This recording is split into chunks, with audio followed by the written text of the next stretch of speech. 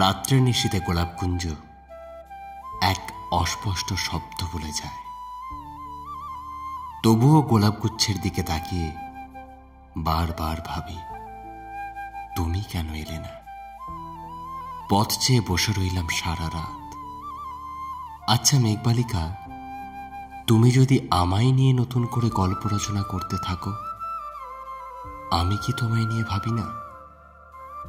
তোমার নিদ্রা, তোমার সকাল, তোমার রাত, সবকিছু জুড়ে যদি আমার উপস্থিতি থেকে থাকে, সবকিছু জুড়ে আমি থেকে যাব তোমার স্বপ্নের মধ্যে প্রতিনিয়ত। কাশফুলে যখন ভরে উঠবে মাঠ, তখন আমি ছুটব দিক দিগন্ত।